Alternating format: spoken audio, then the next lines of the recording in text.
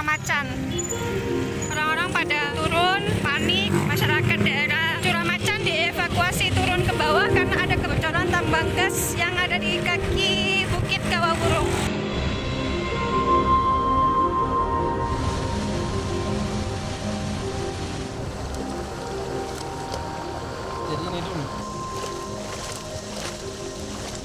Di Mandailing Natal, gas dari perut bumi sudah beberapa kali bocor dan beberapa kali pula merenggut nyawa. 6 tahun lalu, sebuah ledakan juga mengguncang salah satu desa di dataran tinggi Ijen. Di Pulau Panas Bumi ini, penolakan kencang diteriakkan warga dan gereja. Kami, jurnalis Magdalene yang bertugas ke 3 wilayah proyek Panas Bumi. Di Sorik Merapi, Ijen, dan Mataloko, kami mencatat dampak transisi energi dalam ambisi proyek Panas Bumi. Bertemu langsung para warga yang hidupnya tak kalah seram dari film horor.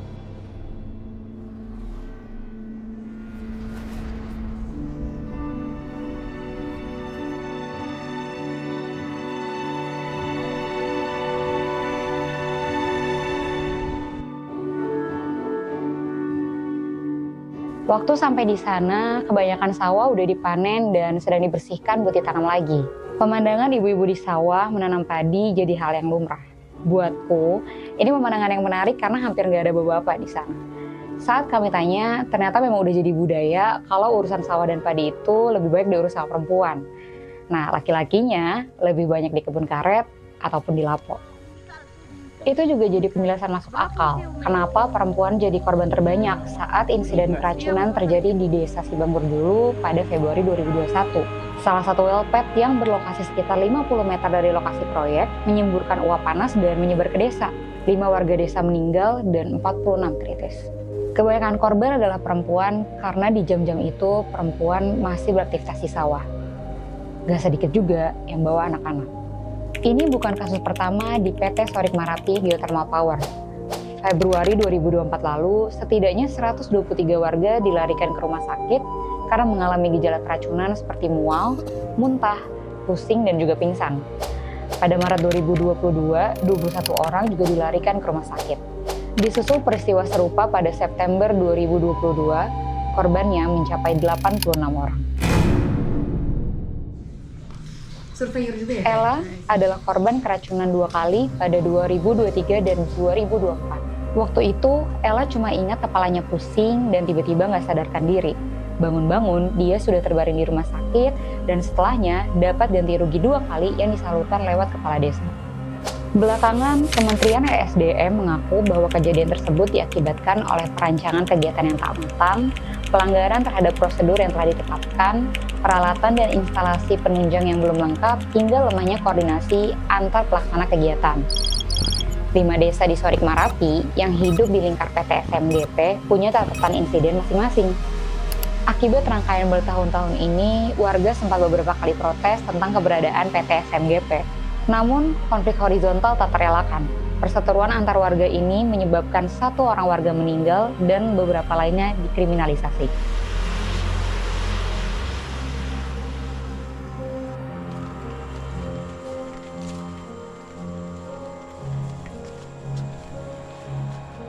Tempat ini dulu pemandian air panas lokal. Suatu hari, ada longsor dan beberapa titik semburan lumpur sulfur kemudian muncul.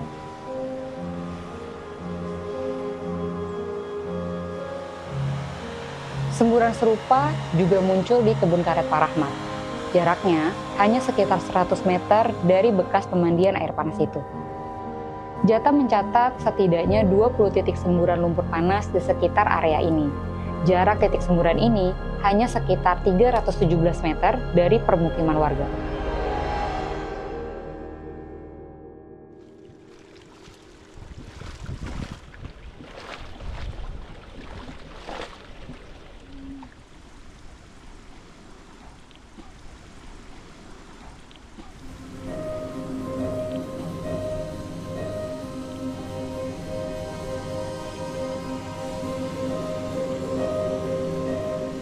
Pada 2008, lubang berdiameter 50 cm muncul di lahan salah satu keluarga di Desa Teratogo, sekitar 600 meter dari titik pengemburan PLN. Perlahan, lubang itu membesar menjadi sekitar 50 meter, membuat padi di sekitarnya tumbuh menguning dan kosong. Proses menjualnya nggak gampang. Mama Sabrina harus pergi ke kepala desa. Habis dari kepala desa, dia harus ke kantor bupati. Dari kantor bupati, dia disuruh terbang ke Kupang untuk bertemu dengan gubernur. Dan setelah dari Kupang, dia harus terbang ke Jakarta untuk bicara sama perwakilan perusahaan di Jakarta. Tapi mau gimana lagi, mereka cerita udah gak punya pilihan selain jual lahan karena lahannya juga udah gak bisa digarap. Sementara dulu, lahan itu jadi penghasilan utama keluarga.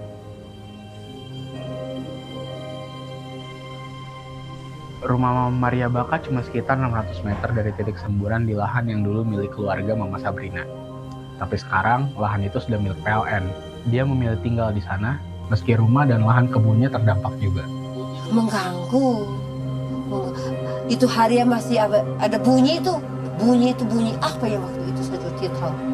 Sampai kami juga tidur tidak aman.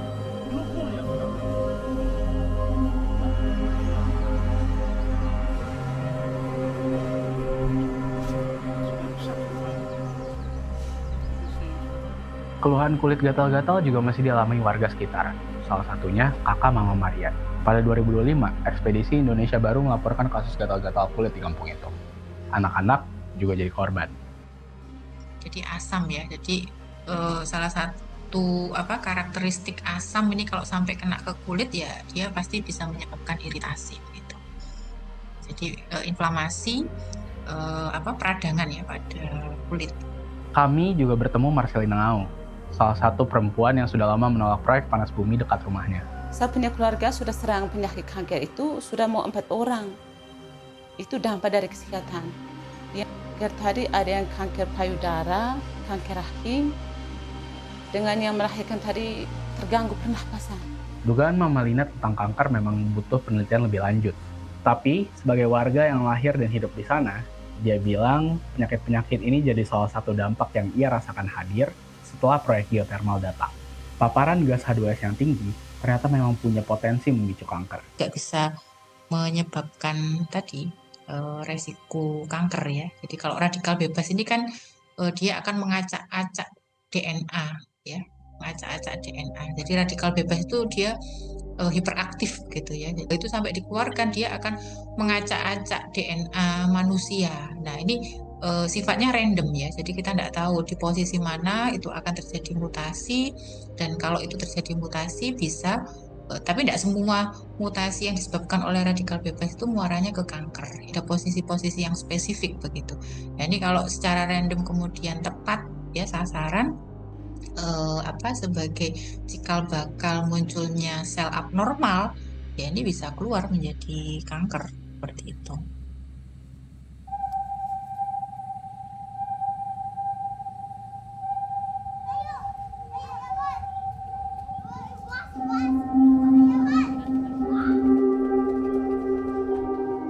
Anak-anak di sini punya istilah sendiri untuk menyebut bau sulfur. Mereka menyebutnya bau pengeboran.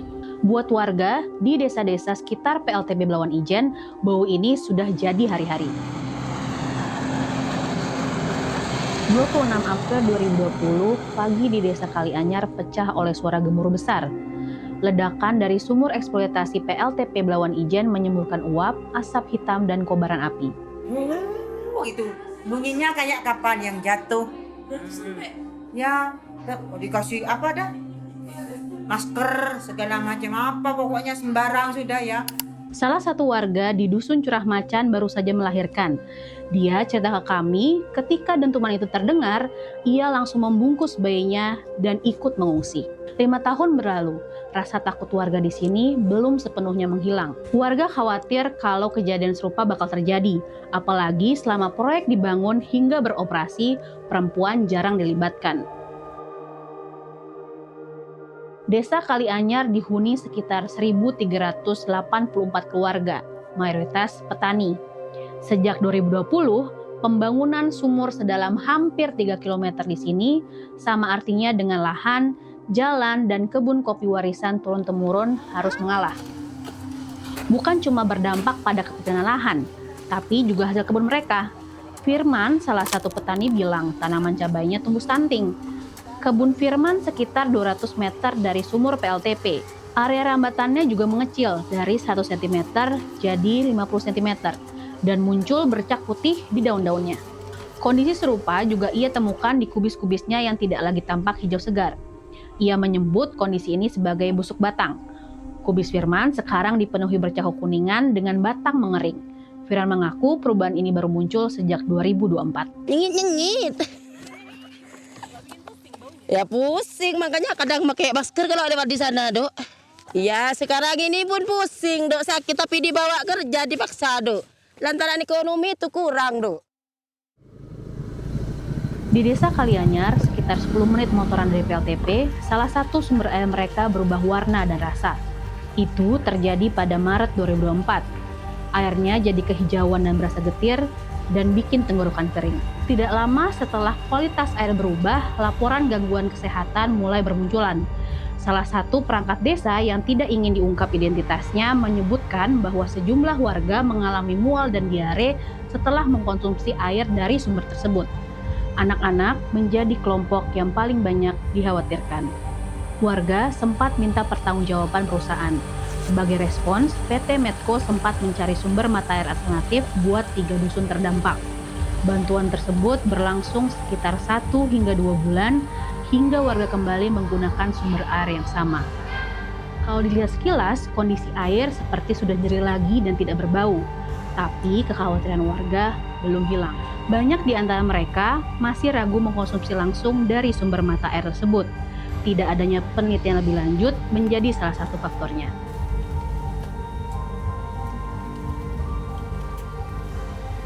Kami melakukan pengecekan ke 5 titik sumber bersama Jatam dan peneliti independen.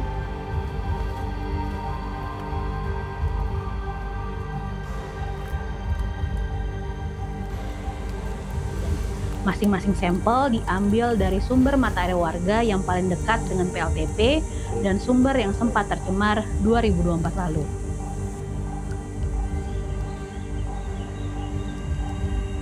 Setelah diambil dalam botol yang sudah disterilisasi dan diawetkan menggunakan asam nitrat, sampel tersebut dibawa ke Laboratorium Lingkungan Perum Jasa Tirta I, Malang, Jawa Timur untuk dites. Hasil pengujian lab menunjukkan kelima sumber masuk kategori tercemar ringan. Penurunan kualitas air ini tidak berkaitan langsung dengan proyek panas bumi, tapi dipengaruhi kombinasi faktor alam dan aktivitas pertanian di sekitar sumber mata air. Tapi peneliti independen Rifnida Asmi Fitriani mengatakan pemantauan berkala tetap perlu dilakukan. Soalnya kan itu yang sering dipakai, sumbernya yang banyak dipakai sama warga di sana kan, dari yang buat pertanian sama untuk yang cuci, pokoknya sanitasinya mereka. Jadi yang bagian daerah situ yang benar-benar yang lokasinya dekat sama PLTP itu yang bisa diukur secara berkala, misalnya ya setahun 2 kali, atau kalau mau bagus lagi lihat ya setahun 3 kali misal.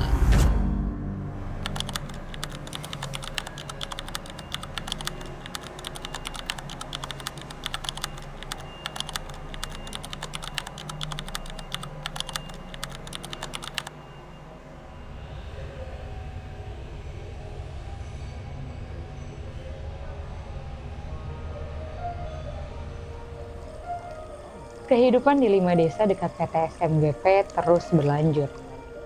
Saat kami ke sana, ibu-ibu tetap ke sawah. Banyak warga yang kami wawancarai bilang sudah tidak punya pilihan selain melanjutkan hidup.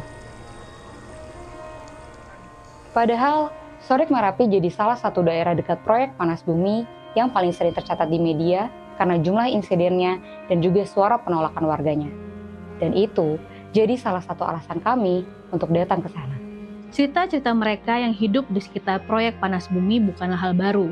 Beberapa media nasional ikut meliput dan ikut menyuarakan. Tetapi, cerita-cerita mereka seringkali terendam oleh narasi transisi energi bersih yang disuarakan dari pusat. Pelibatan terhadap masyarakat ini memang harus dilakukan sejak awal dan harus secara bermakna. Dalam artian seringkali nih Andre, kalau kita bicara terutama proyek-proyek PSN misalnya ya, kalau saya mengacu pada proyek-proyek strategis nasional, termasuk juga geothermal ini kan masuk dalam PSN ya. Ini kan prinsip FPIC itu di-ignore, tidak pernah dilakukan. Katakan kalau dilakukan sifatnya hanya formalitas ya. Dari berbagai kasus yang kami turun, kami coba telusuri, sosialisasi misalnya, itu oleh aparat pemerintah selalu dikatakan sudah dilakukan. Tetapi sosial yang seperti apa gitu yang dilakukan? Biasanya hanya berhenti pada aparatur pemerintah daerah setempat sosialisasinya. Tidak melibatkan warga masyarakat yang terdampak nantinya.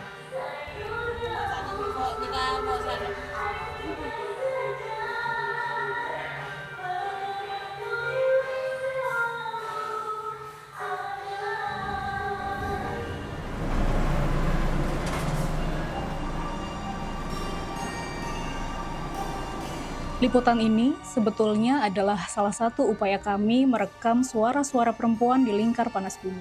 Suara-suara mereka yang ternyata tidak hanya terdampak langsung, tapi juga dilimpahkan beban-beban ganda yang tidak tercatat. Salah satu temuan kunci kami, perempuan-perempuan di Ijen, Sorik Marapi, dan Mataloko harus menghadapi 4 beban yang terus berulang. Meningkatnya pengeluaran rumah tangga, beban kerja perawatan, dan risiko kesehatan, tapi penghasilannya justru menurun. Di Ijen, setelah sumber air berubah warna pada 2024, perempuan di sana harus merebus dan membeli air setiap harinya. Di Sorik Marapi, Mandailing Natal, perempuan yang mayoritas bekerja di sawah juga paling rentan terpapar gas H2S. Puskesmas setempat juga mencatat pasien ISPA didominasi oleh perempuan. Di Mataloko, ketika hasil kopi dan tanaman pangan turun, sebagian perempuan di sana terpaksa beralih menjadi buruh tani paruh waktu. Temuan ini penting karena selama ini pembahasan tentang transisi energi lebih banyak fokus pada target emisi, kapasitas listrik, atau konflik agraria. Padahal perubahan lingkungan juga mengubah kehidupan perempuan sehari-hari.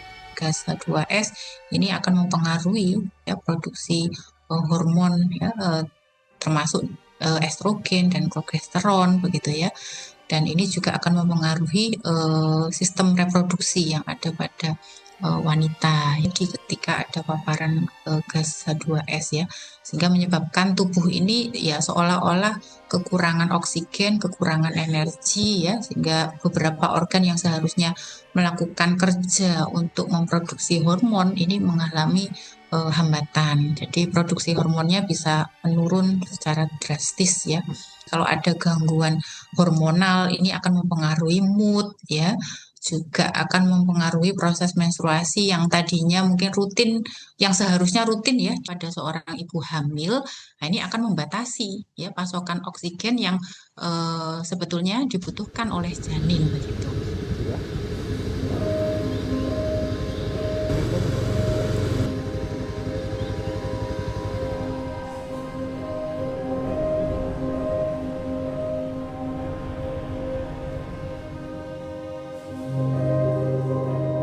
Dibandingkan batu bara, panas bumi dianggap pemerintah energi yang lebih ramah lingkungan.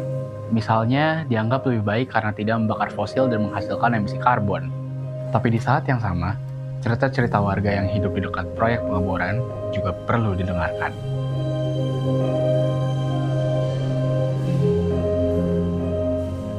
Ketika air, kesehatan, dan mata pencarian terganggu, merekalah yang paling dulu menyesuaikan hidup agar keluarga mereka tetap bertahan.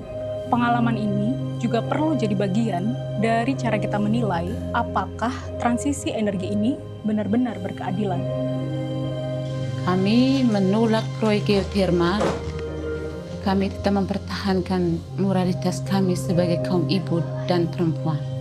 Karena kamilah yang menghadirkan generasi penerus bangsa dan negara.